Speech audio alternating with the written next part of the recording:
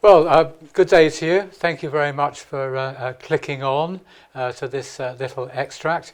My name is Alan Wenham, and I've been asked to talk to you by the Eastbourne Society. And I'm going to talk to you about a number of Eastbourne buildings, because I think very often we can go about our daily business and wander past things and perhaps sort of take very little notice of how important some of these buildings are, particularly in terms of telling the story of the lovely town of Eastbourne. And the first building I want to look at is the Redoubt, right on the seafront. And I think many people who live locally will walk past this or drive past this on a very regular basis and perhaps sort of not take very much notice of what it really is. In fact, some people have said to me, what is this Redoubt thing? I've never sort of been inside. It just looks like a load of bricks. Well, it is a load of bricks, about 6 million of them in actual fact. And when you look at it from the air, it is blooming enormous. It is a massive, great fort from the early years of the 19th century, sat plonked on Eastbourne's seafront. And I can't think of another resort that has actually got something like this. It was built in the very early 1800s, when there was a real threat of a Napoleonic invasion. The War Department saw on the other side of the channel that Napoleon had 167,000 troops and 10,000 horses, all gathered around Boulogne. And they certainly weren't there for a bucket and spade holiday. It was a major threat to this country. And so the chain of Martello Towers that we're all familiar with was commissioned, strung out along our shore here, which was a very good landing site anyway.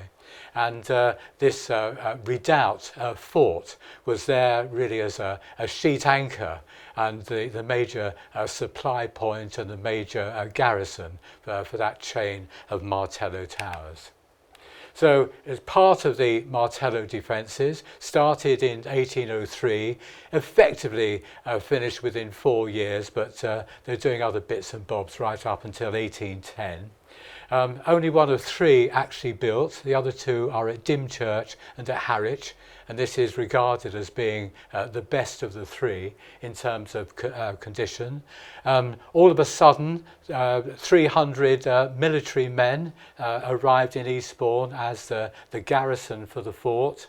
Now a scheduled ancient monument, I think the only one in Eastbourne, scheduled in 1960.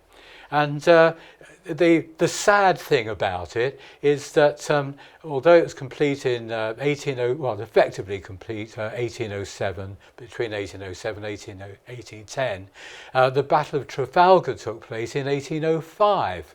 Which really scuppered Napoleon's dream of having an effective landing on these shores, because he had no navy left, of course.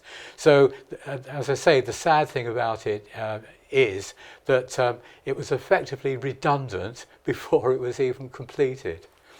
Probably not the first or the last defence project to be like that. There's a lovely picture of the inside of it as it is today. It's shaped like an enormous ring donut, and it measures 220 feet across from outside to outside, and the courtyard is 130 feet across in the middle. And the donut itself is segmented into 24 casemates, so there are 24 segments going round. And there's just a picture of the outside of one of them.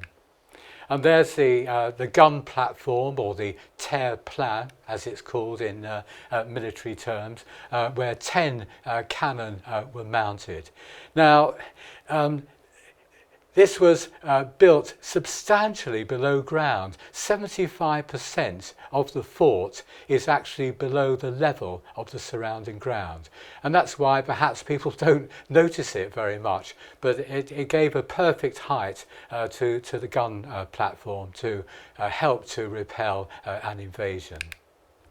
And as I said, it supplied this string of Martello towers marching out across the crumbles to Pemzy and beyond.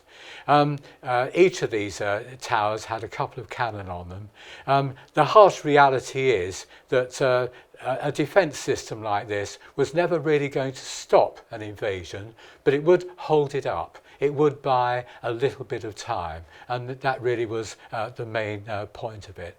The Napoleonic troops were said to be incredibly well trained, and given calm waters, they were actually capable of landing 25,000 troops an hour on these shores. These Martello towers and the fort could hold out for only so long. But the redoubt itself was actually built not to be overrun, but to be bypassed. And the thinking was that an invading force would want to go inland as quickly as possible and gain some territory, leaving 300 troops behind in the garrison here who could actually disrupt and harass behind the enemy lines. That was the thinking anyway. So what was the effect of the military coming to Eastbourne? The Redoubt garrison, it effectively had 200 there on a permanent basis, although it could accommodate 300. There were already a couple of hundred troops at the cavalry barracks very near to the Tally-Ho now in Old Town, later to be the workhouse and then St Mary's Hospital. So really you had sort of something like 500 troops or so camped in a town where the population was certainly no more than 2,000. So they had quite an impact in a number of ways. The officer class were certainly welcomed into polite society, and there were no end of sort of dances and balls and things. They used the ballroom at the Lamb Inn, and there was actually a ballroom house which is still there, almost at the junction of Seaside Road and Seaside.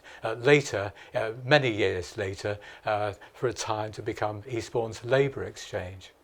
The social impact of other ranks was a little bit different. They were, you have to say, rough and ready. They enjoyed a pint or two, and I have to say they enjoyed a woman or two. So there are all sorts of drinking houses and bawdy houses set up in the east end of Eastbourne, for a time anyway. And Methodism arrived in Eastbourne because most of the troops came from the north, particularly Yorkshire, and Methodism was certainly unknown in Eastbourne in the early 1800s, and so it was imported with these troops. And they were able to practice because there was legislation passed in 1803 which allowed Methodists, or dissenters as they were called, to actually be part of the army, be part of the military, and sort of practice their own religion. Before that, they'd been severely punished because they weren't prepared to train on a Sunday, that sort of thing.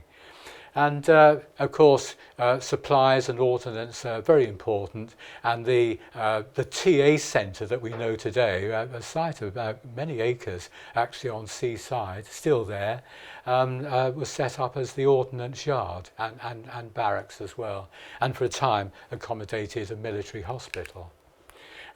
Really, after the threat of invasion had gone completely, really, after 1815 and Waterloo, it was really sort of used just as a training centre, a training camp, and sort of small bodies of troops like this would come for a long weekend or a week or whatever. And so it went on for really a very long time. The conditions there were absolutely dreadful. There was no running water. The latrines were an absolute mess, but that's how it went.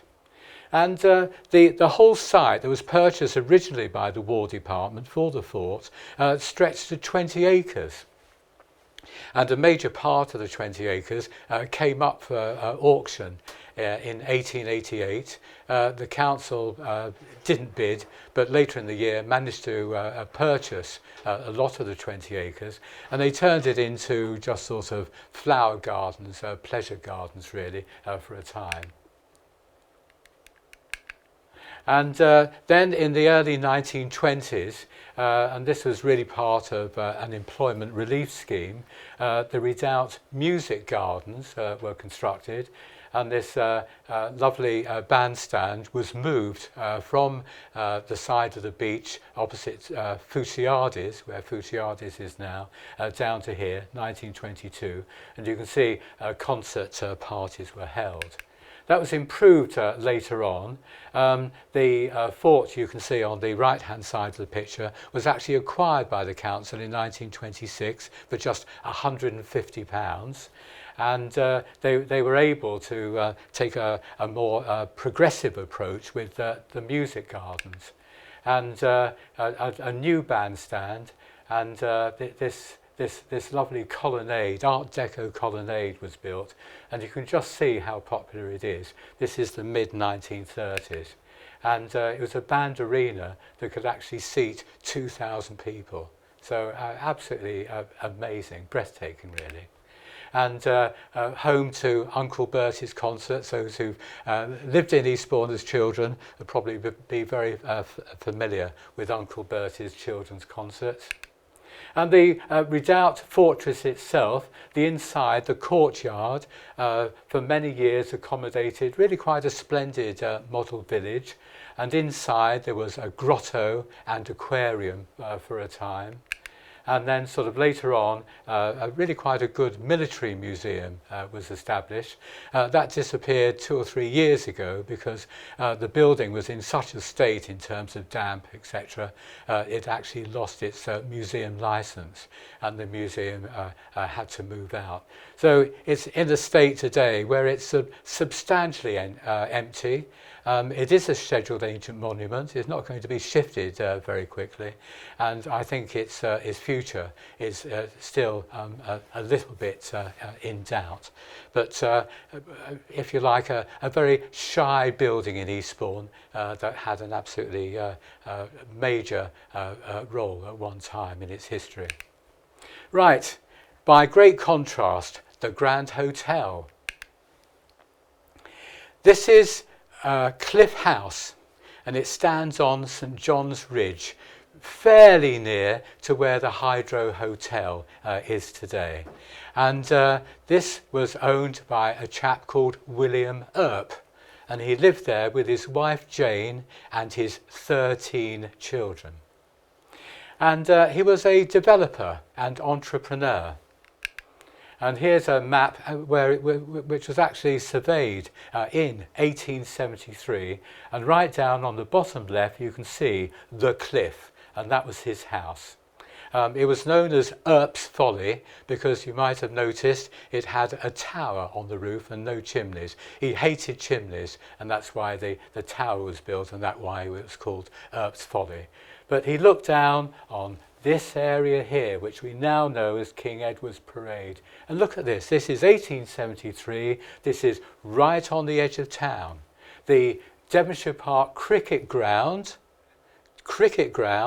at the top was operating just in 1873, but all this land was up for grabs. And he secured a 3-acre site right on the parade here, with a 400-foot frontage, and said, I'm going to spend, in today's terms, £5.5 million building a 200-room hotel. And he commissioned this chap, local architect Blesley, who previously had worked on the design of the Leaf Hall in Seaside, and also built the lovely street of Lushington Road in Eastbourne Town Centre. He commissioned him to do all the design work. And this is what he came up with, an absolutely splendid building. You've got the seafront at the bottom of the plan and Compton Street at the top. And you'll notice absolutely huge dining rooms and other public rooms. This was going to be something really quite special. And here's a nice picture, probably 1873, 74, where you can see here the Grand Hotel actually under construction. And the white road disappearing into the distance on the left-hand side of the photo was to become Compton Street. So I think you know where you are. And here's an early picture of the first stage of the hotel completed. Notice over here there is absolutely nothing, and then a few years later the east wing has been constructed, and that was in the 1890s, and then in 1907 the west wing was built on the left hand side. And absolutely grand from the outset, really. Well, on the face of it, absolutely grand. Attracted the higher echelons of society, who certainly appreciated a hotel in Eastbourne of the highest quality. I say not quite so grand. When it opened, there was no hot water available in the rooms. There was no heating. A maid would have to come and build up your fire and charge you extra for having a fire in the room. And hot water jugs were delivered twice daily. For 200 rooms, there's no en-suites and only 6 public bathrooms.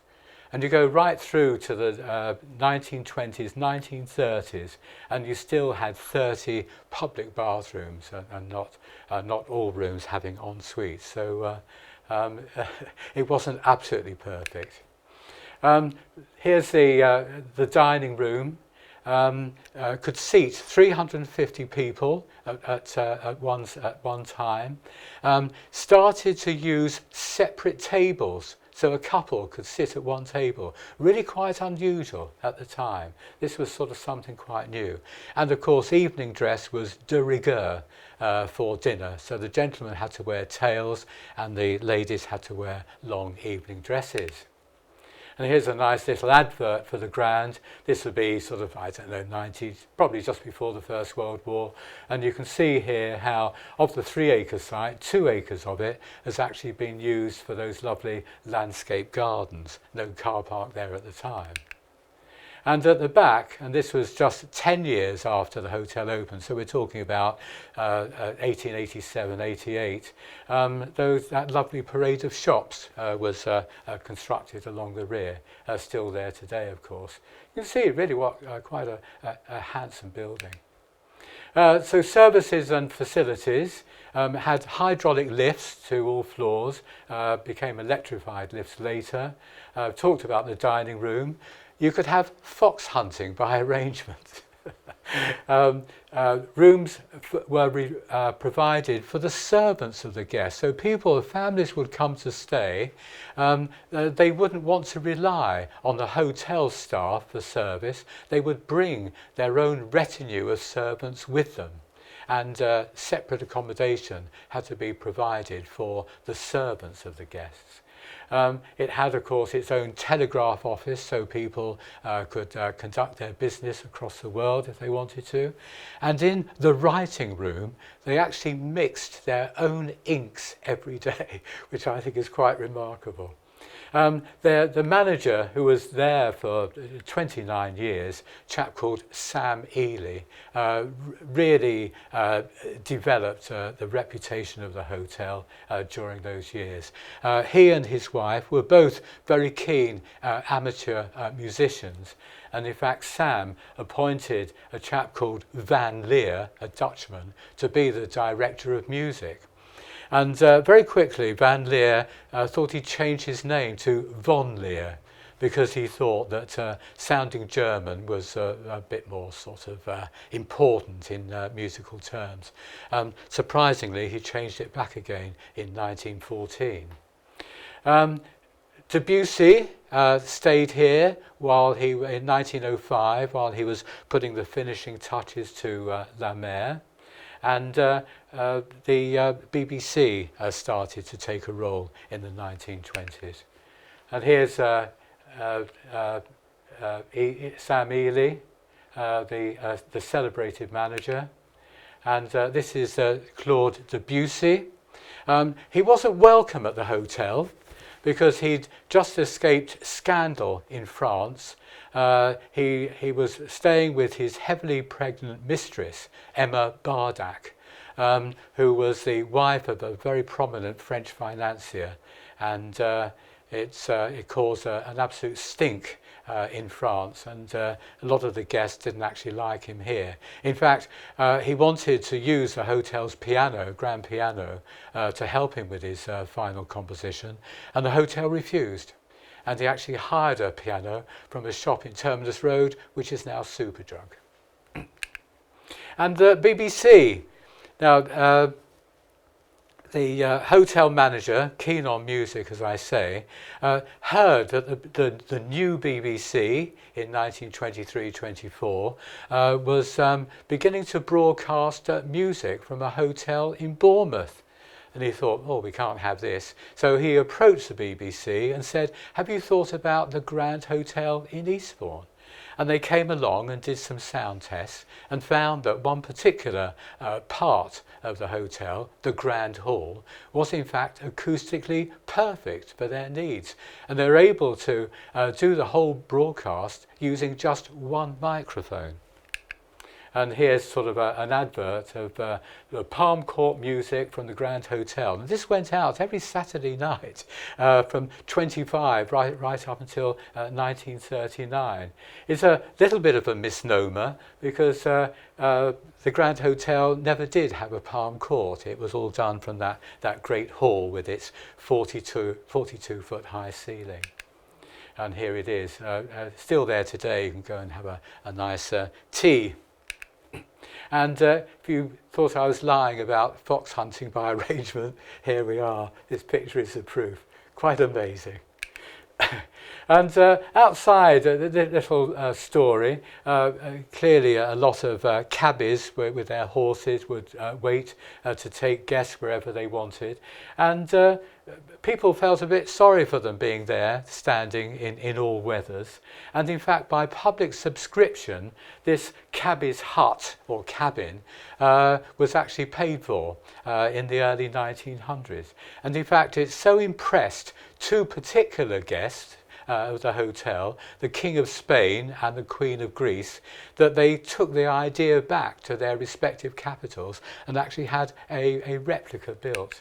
And there's a close-up of it. It was there apparently up until almost 1930, and then was going to be moved to Whitley Road, Seaside Road Recreation Ground, but didn't sort of quite make the journey in one piece. So the celebrity status, really, no disrespect to Eastbourne as a town, but this hotel became so celebrated that people came to stay at the hotel rather perhaps than Eastbourne itself. And you can see some of the famous people from the world of show business and politics and monarchy, etc., who've stayed there over time. And here's a lovely picture of Emperor Haile Selassie, no doubt reading his complimentary copy of the Eastbourne Herald Chronicle. So, land and development. The hotel company was thinking certainly of expanding and actually bought a few acres on the cliffs above Holywell in 1907 to build an annex. They never got round to it, sold it in 1919 to just a couple who wanted to build just one house on the plot, massive plot, the Hornby Lewises. Again, nothing happened. And in 1930, Lady Helen Hornby Lewis died and actually left the entire, what we now know as Helen Garden, to the town.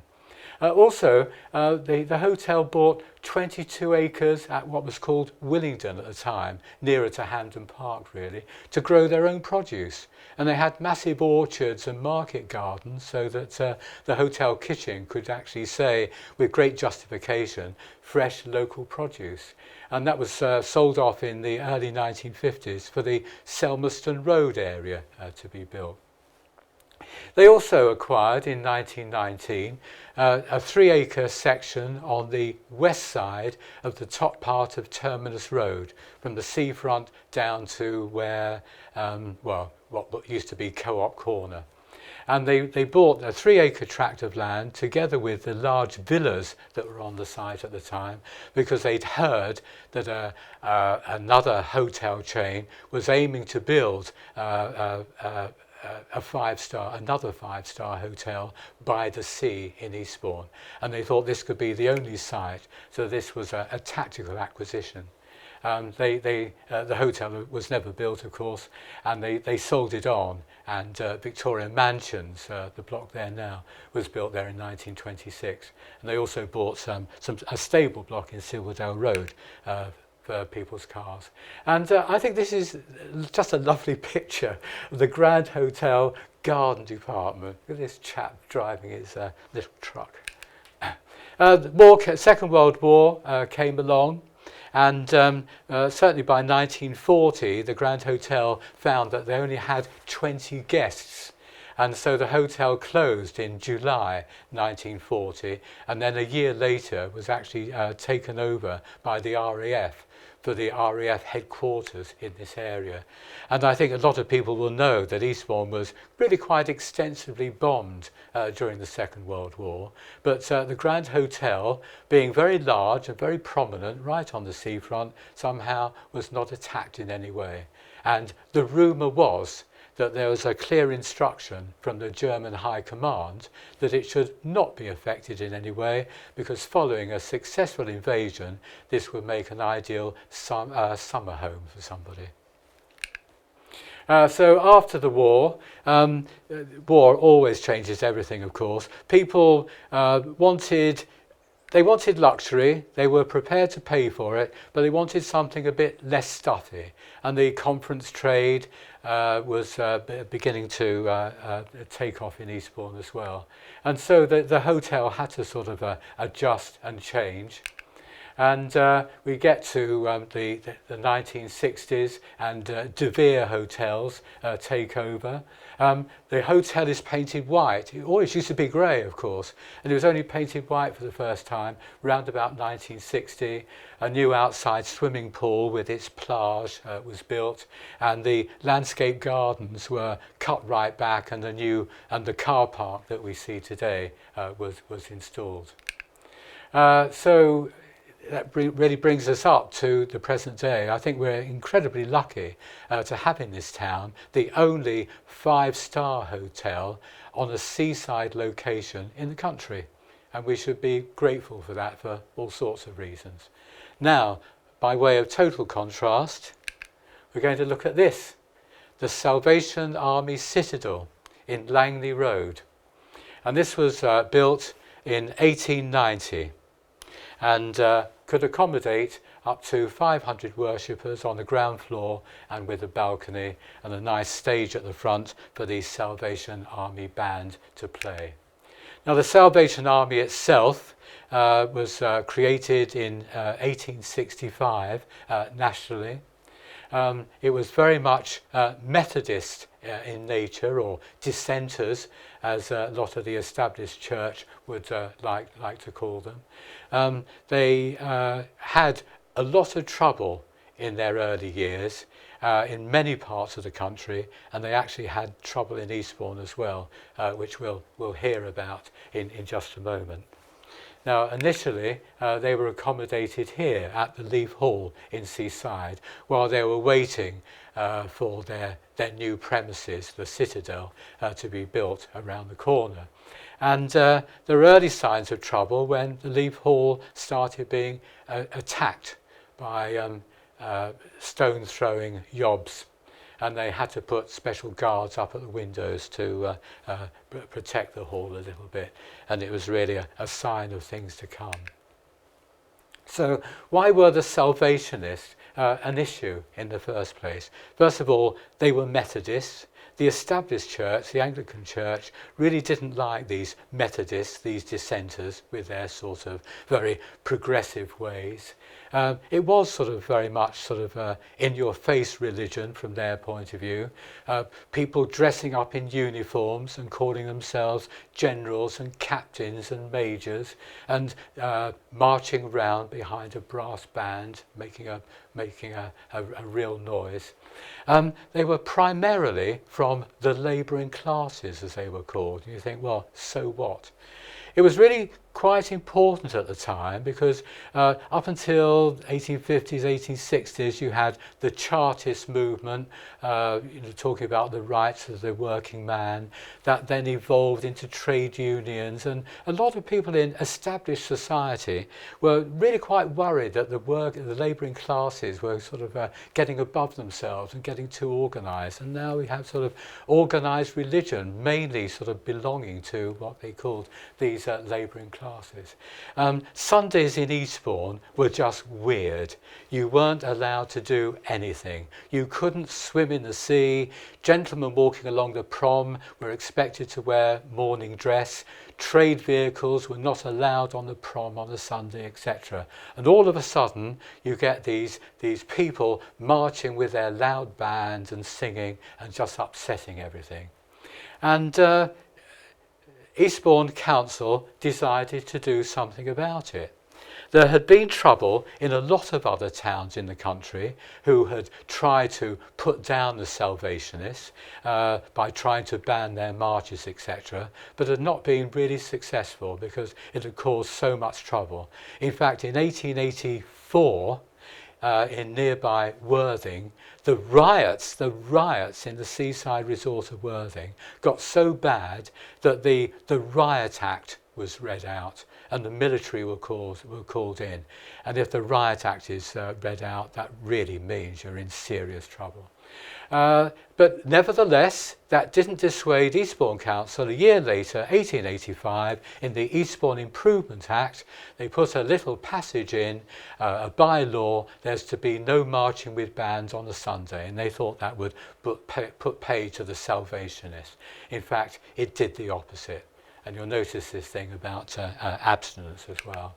There's a lovely, I just love this picture, I think it's just great, of the Salvation Army promoting their self-denial week.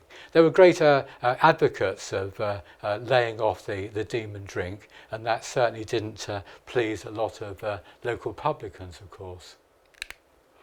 And here's their band, about 40 people strong. I mean, it's really, really quite something. I mean, you can imagine that, marching through the streets of Eastbourne on a Sunday, causing a commotion in some people's views.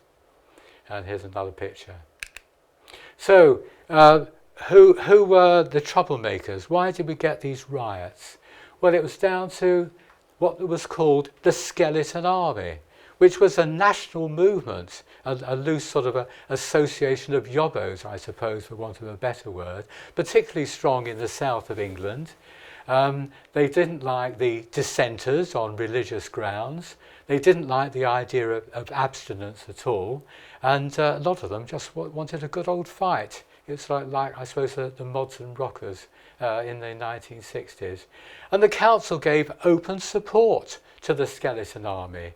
And the local police turned a blind eye to what started out as just skirmishes.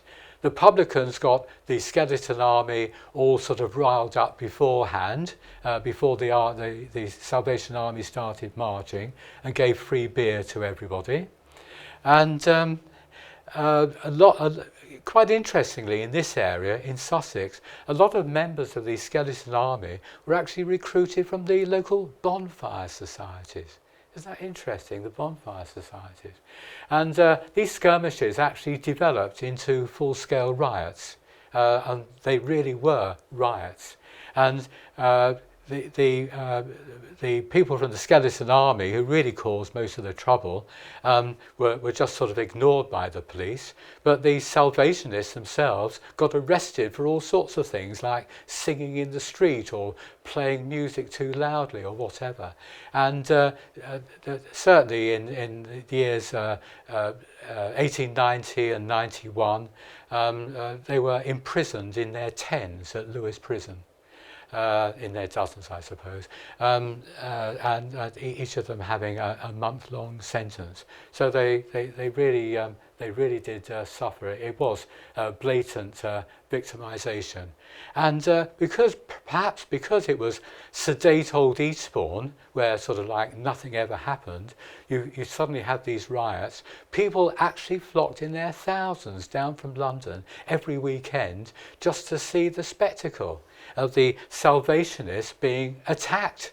And they were attacked. They were pushed to the ground. The females' uniforms were deliberately ripped. Their instruments were stamped on and mangled. And on one occasion, known as the Battle of the Beach in January 1892, they were actually thrown into the sea in January, which probably wasn't too pleasant. And here's a nice newspaper cartoon at the time. You sort of see on the left-hand side, the police stop their whistling, i.e. they turn their blind eye. The mob seize their instruments and they get mangled. And over on the right-hand side, women were knocked down, and then it's storming the citadel itself, and then a lot of aggravation actually happening inside the citadel. And in fact, throughout the summer of 1891, crowds would gather on a regular basis in Langley Road, outside the citadel, actually teasing the Salvationists to come out and fight. And you couldn't go on like this. This was just crazy. And so messages were put out by the council. I'll just show you the close-up of the top bit. Here we are.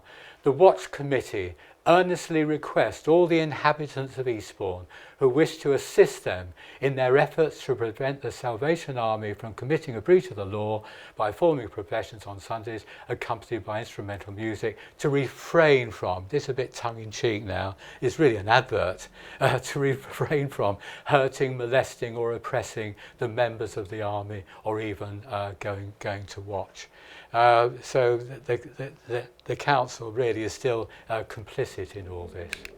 And it was really the Salvation Army themselves, to their credit, who put an end to this, because in other towns in the country, this mess had largely been sorted out. And Eastbourne was one of the last towns around that actually insisted on there being no marching with bands on a Sunday. And the Salvation Army actually put their own private bill to the House for the Eastbourne by-law to be rescinded. And in the discussion, this chap, Sir William Harcourt, who'd been the Home Secretary at the time that the original law was passed, was asked why he'd agreed to such a stupid, inflammatory idea. And he said that, well, he was really hoodwinked, because the act that the Eastbourne Council had presented was sort of so full of boring detail about streets and lampposts and drains and everything that he didn't even notice this bit that had been inserted in it. A bit of a weak excuse. But nevertheless, the Salvation Army prevailed, and by the time we get to the autumn of 1892, the by-law had been repealed, and really that was the end of the matter. And so we could actually see in peace the Salvation Army assembling and doing what they wanted to do on the promenade at Eastbourne. And really, to his credit, this is General Booth, visited Eastbourne twice in 1905 and 1911, and actually addressed audiences at the Eastbourne Hippodrome. So at least a happy ending to what was really an absolutely amazing saga in the history of genteel old Eastbourne. Right, this is the bingo hall in Pemzy Road. Not the most wonderful of buildings, really quite boring, and I think this is certainly one that we can walk past and not take much notice of. But again, there's a lovely bit of history here about entertainment in Eastbourne in its heyday. This was the site in about 1930, actually largely occupied by Bobby's department store and their furniture repository. And you can probably see and notice this site has been acquired for the Luxor Cinema. And I'm sorry about the quality of the picture, but this is from a film. The Luxor Cinema, under construction by Bainbridge, the local contractor. And this is what came out. Opened in April 1933. Now don't forget that this was just like 3 years after talkies had come to Eastbourne.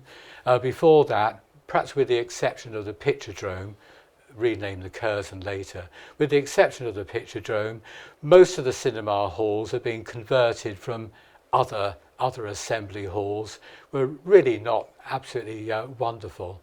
And the idea of the Luxor was to sort of turn all that on its head. And it really was a new experience. It had luxury furnishings.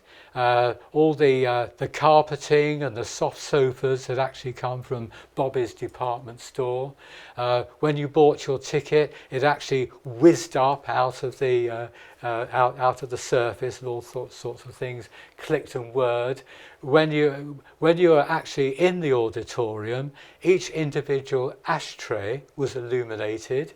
When you wanted to walk along the row to find your seat, the assistant, or they called them usherettes in those days, the assistant could actually illuminate the floor in that row, so you didn't have sort of torches flashing all over the place.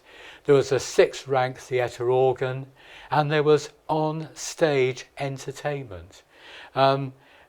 I think this is quite remarkable these days. There wasn't just a screen, but there was a stage 25 feet deep, and particularly on a Sunday night in the 1930s, you could see just one film, not the usual two, just one film, and then there was on-stage entertainment, usually a big band. So you could sit and listen to a big band on a Sunday night.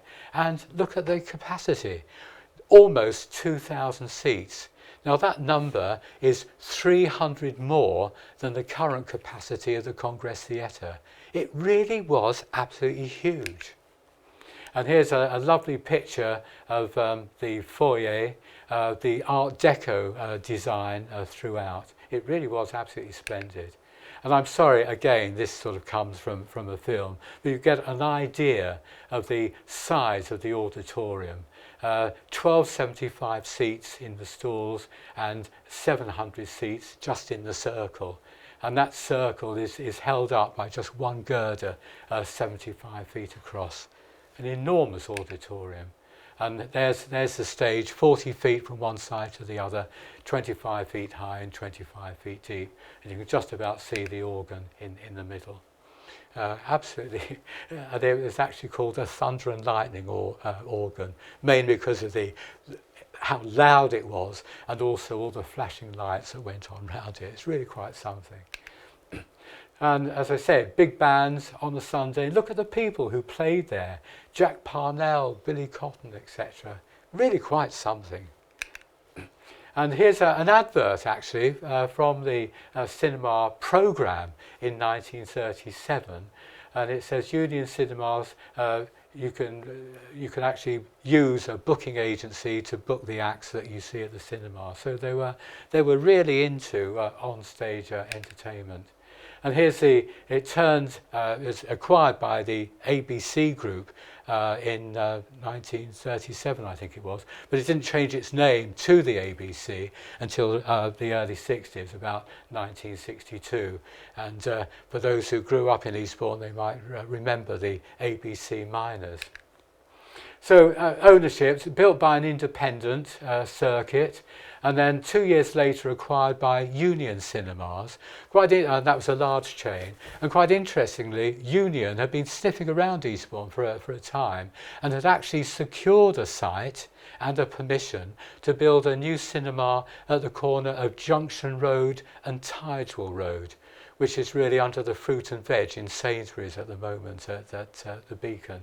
But they acquired the Luxor instead, bought by ABC, divided into two, cinemas in 1972, the usual thing, but just with 760, so just sort of a very small proportion of the building used for cinemas then, and a new pub being built downstairs, renamed the Cannon, and then closed in 91. So very sad in a way that it sort of closed with a whimper compared with all the razzmatazz and the glamour, really, it was glamour, of its opening in the early 1930s. And here's just a picture of the converted cinema and the converted foyer. Right, finally, we're going to take a look at a building only recently emptied, I suppose, called Debenhams. Now, Debenhams started off really with on this corner. This is the corner of Lismore Road and Terminus Road, or I would always call it the top corner of Debenhams. And in 1868, Mrs. Strange with her son Neville came here to open a haberdashery shop. Some 20 years later, Strange teamed up with Atkinson. It became Strange and Atkinson. 10 years after that, it just became Atkinson's. And it expanded sort of along and around the corner, gradually acquiring shops until it was regarded as the finest haberdashers on the south coast. And here's a little advert, Silk Mercer's Linen Drapers. Really quite a successful little business. And did daily deliveries, of course, with the horse and cart. And then this advert appeared, 1911, Bobby and Co. Limited, advertised extensive building operations in Terminus Road and Lismore Road. And what had happened is that F.J. Bobby, Frederick James Bobby, who started off buying a successful business in Margate, first of all, in the 1880s. This was one of his latest acquisitions, and he specialised in acquiring successful little businesses and really growing them very, very quickly and converting them into what became department stores. And this really was the first proper full-scale department store to be developed in Eastbourne. Here are extensive building operations in Terminus and Lismore Road. And Bobby's came on the scene. Absolute fortune spent in totally redeveloping the block. People who were there already, like Bradford's coal merchants and the main post office for Eastbourne, were relocated up to the other side of the station. And so we had this really quite extensive redevelopment taking place. And here's a picture from 1917 during the First World War, where visitors are cordially invited to go round the showrooms at their leisure and without obligation to buy. This was quite unusual. This is a new approach to retailing at the time. And an advert for the lounge and the smoke room, with dainty refreshments, and the orchestra plays every morning and afternoon. This really was somewhere special. And here's an advert, and you can see this is the construction of an arcade that went all the way round. This is really opposite where Marks and Spencer's is now, and you went in the arcade there, and you went round the building, and you came out in the middle of the Lismore Road frontage. Really quite an elaborate affair. And you can see down the bottom over 700 feet run of display windows and music in the tea lounge daily. And here's a picture from a spot looking, well, Marks and Spencer's is just over here on the right hand side, so it's looking up towards the station in about 1910. And you go forward 25 years and see the difference in the buildings and the whole look. And in fact, when the Bobby's was developed, the council took the opportunity of widening the street a little bit. And here's a picture of the entrance to the arcade itself. That was there right up until the Second World War.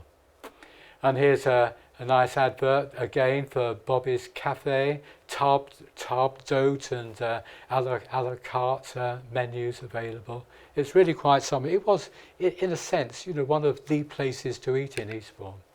And there's again a nice picture. That glass dome was inserted just after the war following bomb damage. And this is an advert in the 1930s for an extension of the store down Lismore Road. And this is what happened to it in the 1940s, suffered extensive bomb damage. And here's a nice advert by Bobby's at the time. Although seriously damaged by enemy action affecting Lismore Road, the arcade, the men and boys shop, the main block, etc., we're still going to carry on and we never close and all of that sort of thing. It just sort of shows how in various attacks how the store was damaged and had to be altered after the war. And apart from that glass dome in the restaurant, the other main change really was the disappearance of the arcade, but they installed in the main store an absolutely wonderful marble staircase going up from the ground floor to the first floor, no longer there sadly. And I talked about the windows. The windows really were something. I mean, it's sort of almost a trip out if you didn't want to spend any money to actually go and look at the 35 shop windows in Debenhams. And going right up to the 1960s, they still had a shop window display team of 14 people. So it's really quite something. And then the shop windows managed to get onto BBC television, because in the 1960s they had this incident where they were obviously changing things, and the plastic models had been left undressed, and people started to complain, and they complained to the BBC. So the BBC came and made a film about people of Eastbourne complaining about disgusting things happening in Bobby's window. This is just a picture in passing, really, late 1940s, of the accounts department. And quite interestingly, most people who were anybody actually had an account rather than just sort of using cash. If you wanted to use cash, it would go into a Lamson system, a vacuum system, where everything would whiz round the store. I remember as a child being most impressed by that. And we're just going to go up the road past Bobby's to this next corner on the left-hand side, which is Pemzy Road. And you've seen this picture before. This became the Luxor Cinema, but before that was Bobby's furniture repository. And then on the other side of the road, next to the Southdown bus station, you can see there Bobby's Antiques. And what they did in 1917 was take over the malt distillery from the Lion Brewery that was closing at the time, and they turned it into a really rather splendid antiques gallery that you can see there. And this is what it's like today. All very sad, I'm afraid. That's Pemzy Road today. So, a potted history of Bobby's. We talked about him opening his first store in Margate, bought Atkinson's in Eastbourne in 1910, and went on to acquire stores in a lot of key locations like Leamington Spa and Bournemouth and Cliftonville, etc., generally the well-heeled towns. FJ himself retired in 1927, and he sold all his shares to an organisation called the Drapery Trust. And interestingly, FJ, who was must have been a multi-millionaire by today's standards, came to live in Eastbourne and applied to become a member of the Royal Eastbourne Golf Club. And he was interviewed by the committee, and his application was rejected. He wasn't the right sort because he was in trade. Doesn't that say something about Eastbourne at the time?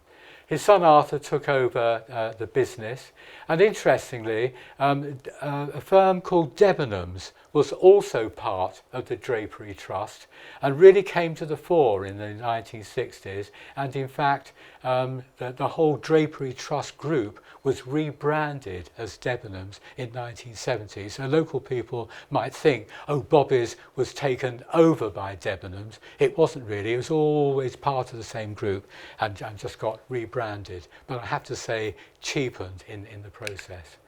And here's perhaps sort of Debenhams in its glory days, when it still had proper shop windows rather than what it had in more recent years. And it's really the end of an era, I suppose. We talked in the 1920s and 30s of really high-class retailing with a lot of style and a lot of panache. And I do just wonder whether we'll ever see the same thing again. So that's it. That's the end of the tale of a few buildings in Eastbourne. Thank you for your attention.